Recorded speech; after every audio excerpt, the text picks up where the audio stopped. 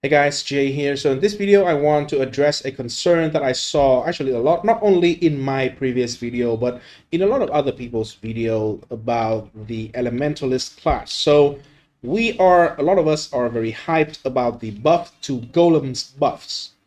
But there is one glaring problem that a lot of people is posing the question: how do we keep the golems alive? And in this video today, I want to share with you guys my 2 cents, my ideas, my potential tech that I think can help with golems survivability in a lot of situations.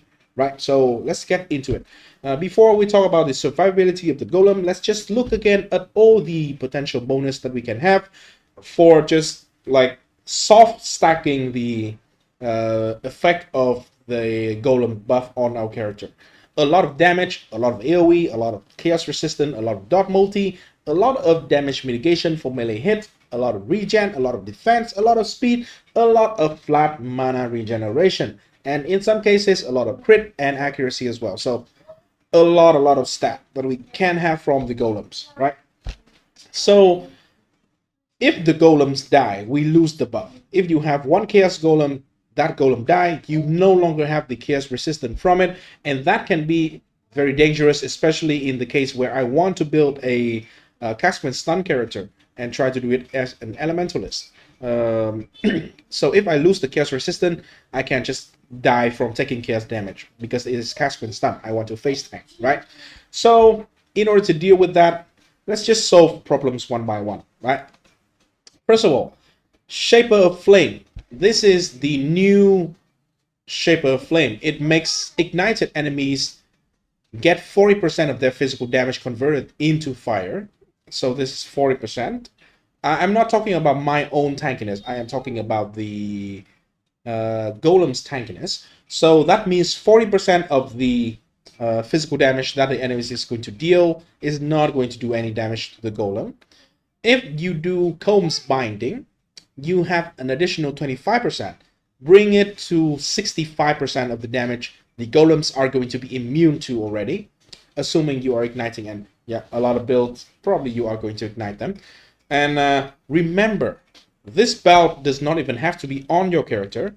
You can put it on your mercenary. And so everything that is around your mercenary area is going to be converting 25% of their physical damage into fire. So that is going to be very good, right? That is just 65%. Let's just go on the browser here. POE1 unique belt. So let me show you another belt. There's the shock class something. Pyro shock class. This belt. Enemies ignited by you have 10 to 15% physical converted to fire. Enemies shocked by you have 10 to 15% of physical damage converted to lightning. As a elementalist, if you take the shock node, Shaper of Lightning or Shaper of Storm, you will always shock an enemy, and they are going to convert. Let's just say if we have a max roll, we will have 15% convert into lightning and 50% converted to fire because ignite. Hey, we are igniting, right? So that is an additional 30% conversion on the enemy from physical to elemental. So if you combine those, because this one can be on your mercenary, this one is on your character, this one is on your character as well. So your character is converting effectively 95% of the physical damage on the enemies to elemental damage. Most of them are fire, some of them is lightning. But it is just a massive amount. So basically every like 10,000 damage that is physical, the golem is going to only take 500. And that is before any additional mitigation. You can have like damage reduction. You can have mana on the golem as well. So, hey, I think it is quite safe against the golems are going to be safe against most physical damage.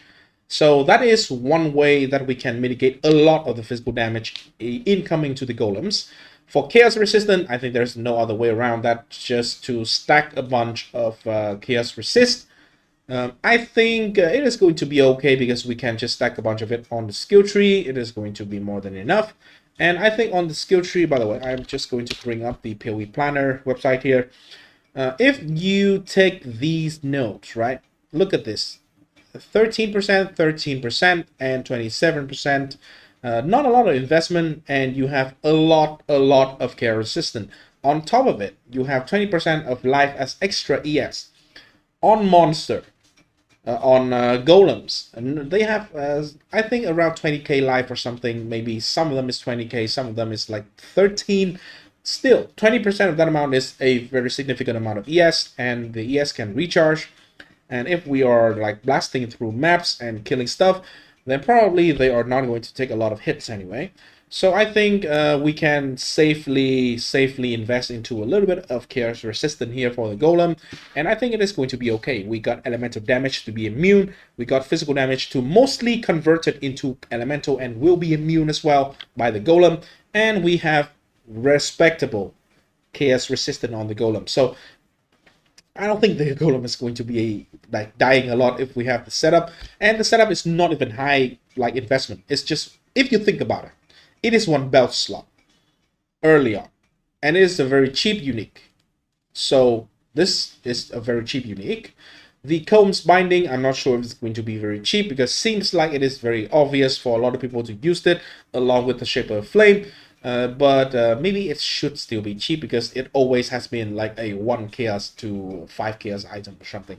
So it should not be very expensive, right? So a lot of the problems is solved there. Now, more toward the specific problem with the cast when stun idea with the golems. So a lot of people are concerning about the cast when stun idea on the elementalist, because if you have a bunch of minions running around, especially if they are aggressive, if they just run around and like just drawing aggro everywhere, you are not going to proc your spell as effective as you can.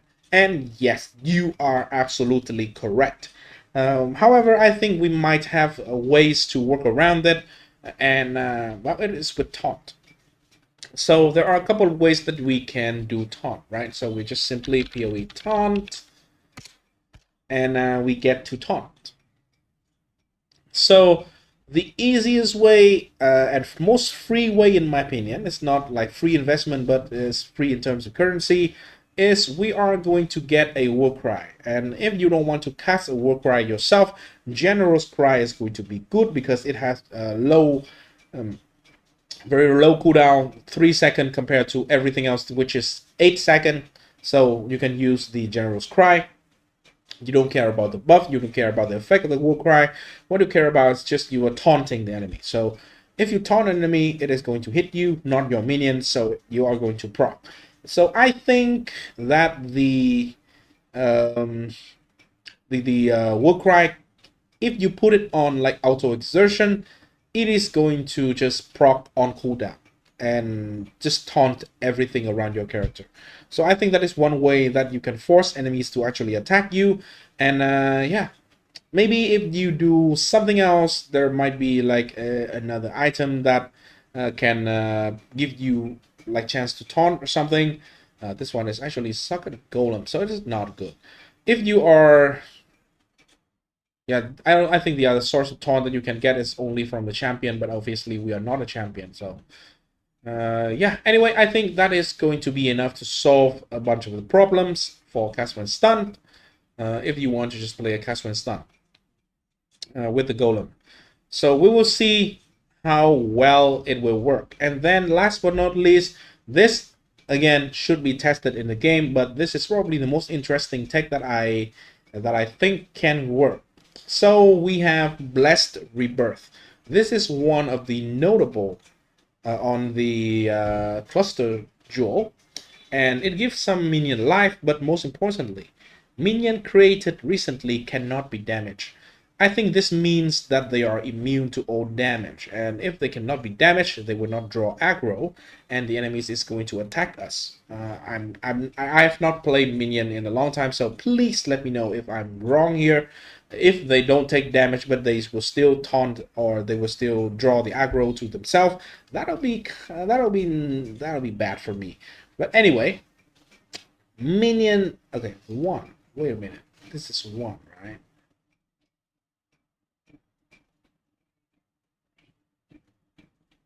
I don't think this is a problem. Anyway, if the minion is created recently, they cannot be damaged.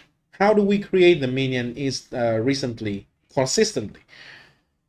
Well, we just need to put all the golems into cast when damage taken at the same level. If you put every single, let's just say level 20 golem into a level 20 cast when damage taken, you can just link all the 3 golems into 1 cast when damage taken. So when you take the exact same amount of damage, and because you are cast when stun build, taunting the enemies to attack you, you are going to take a lot of damage.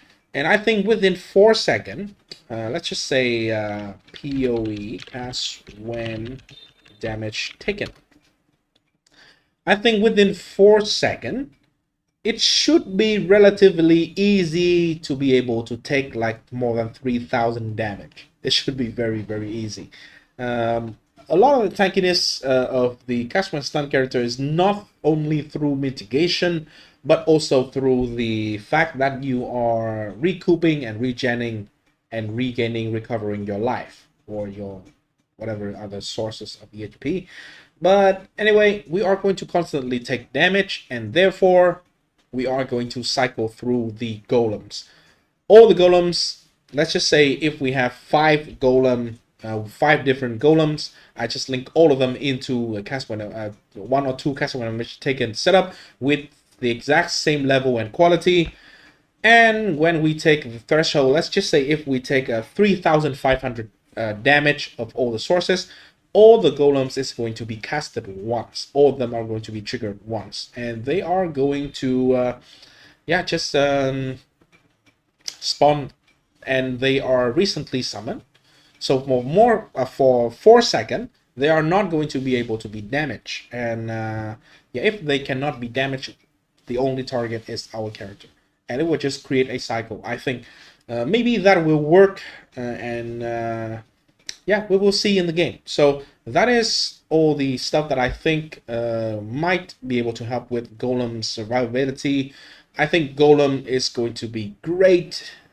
I am thinking about starting either as a Frostblink Ignite or just a Code Dot Spellslinger, because I think Code Dot Spellslinger is massively buffed this league, and most of the power actually comes from the gems, and I think it will be a very smooth experience overall just playing Code Dot, especially if you have the Shaper of Winter node in the Elementalist, so enemies deals a lot less damage, and we have a lot of chill ground. We can link like Bone Chill, the other support gem. I forgot the other name. Support gem that increase the duration and the effect of non-damaging element.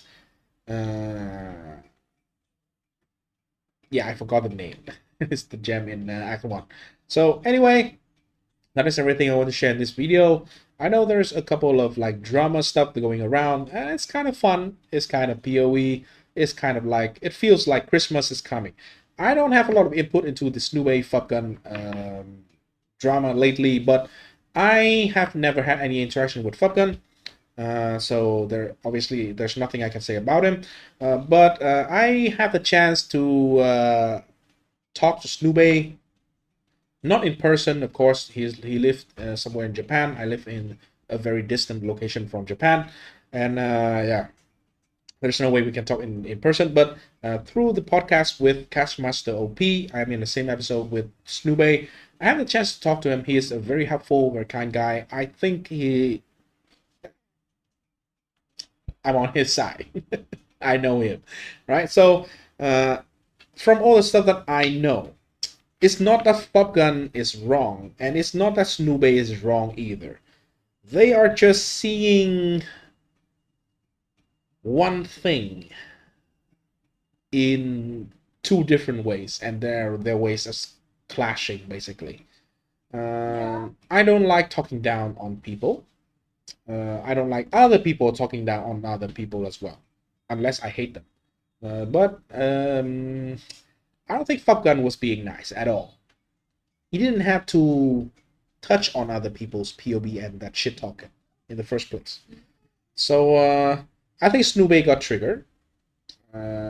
Maybe is something else that is going on. Maybe he is not in a very good mood already, and so when you got triggered, when somebody is talking down your work, somebody is talking down about stuff that you actually put a lot of time, effort, and heart and soul maybe into, like he actually put in a lot of work to the POE. So if someone shit talk your creation, then of course you're not going to like it, and at some point you want to talk back. I shit talk back some of the people comment in my videos shit talking my build or shit talking my playstyle a lot. People like claiming me to be like POE warrior, claiming me to be like stealing ideas from other creator that I don't even know freaking exist. And then sometimes when I go to those freaking videos that they said that I steal from, it is not even the same build, not even the same skill, not even the same class, nothing related. This just people like to shit talk. So hey, yeah, drama is fun to watch if you're not a part of it. So regardless, I think it is like PoE tradition at this point before the launch of the league. Especially this one is a long-awaited one. People tend to have a little bit of tension that they need to release. So hey, whatever, right? Anyway, thanks for watching. That is everything I want to share in this video, and I will see you in the next one. By the way, I kind of want to try and do one additional build in POE2 before the POE1 launch. It is not going to be a whole process of re-leveling a character, but I think I would try to see if I can get a little bit more currency and then buy a couple of gear. Not much, a few divines is enough, but right now I run out of all the currency. I want to try to farm a little bit. I have a couple of citadels that I can kill very easily and then just get a bunch of divine from there. And so I want to do a Mjolnir build, and specifically a kind of AFK Mjolnir build. So I want to do Mjolnir on one hand so I can trigger the spell on hit. The hit that I'm using here is going to be Wind Dancer because it's passively hit enemies around. So I think that can be used to trigger the Mjolnir, and it could. And I will use the Svalin Shield as well. So I have cast on block. Maybe I can trigger some spell with the cast on block as well. And then there is also the new helmet, the Mind of the Council. I already bought it. It gives you 9% uncorrupted. It gives you 9% of your maximum mana as maximum lightning damage. So potentially that can be a lot of flat damage if we just stack mana. With a Mjolnir build, if you stack a bunch of mana, well, hey, you are triggering spell, and obviously you should do like Archmage, those kind of stuff. I am considering two classes. So one is the Lich, because the Lich have also an additional method of skill, not method, but an additional layer of skilling for damage with mana, which is the Unholy Might effect on the ascendancy. So if you skill mana, you can use like Original Sin to convert all the damage, elemental damage to chaos, and we just scale chaos at that point, right? All the damage is going to be converted to chaos. So that is one idea. The other one is going to be a Chayula Monk. I think Chayula Monk have a lot of potential because of the Leech shenanigan. So the Mana Leech will apply to Energy Shield. And yeah, we can just stack a bunch of mana, have some Energy Shield as well. And yeah, maybe that will be enough to sustain the Wind Dancer damage is going to be enough to leech back sufficient mana to sustain the cast that we are going to use. So those are the ideas that I'm having. I'm not sure if I'm going to have enough time to do it before the POE1 league start. So yeah, stay tuned. Maybe it's there, maybe it's not. So yeah. Anyway, thanks for watching. I hope you do enjoy, and remember, play the game. Do not let the game place you. These kind of drama, people are too much invested into the game, is what I consider the game is playing you. You are no longer controlling. You are no longer in the driver's seat. You are no longer making your decision for yourself. That is my take. Yeah, peace.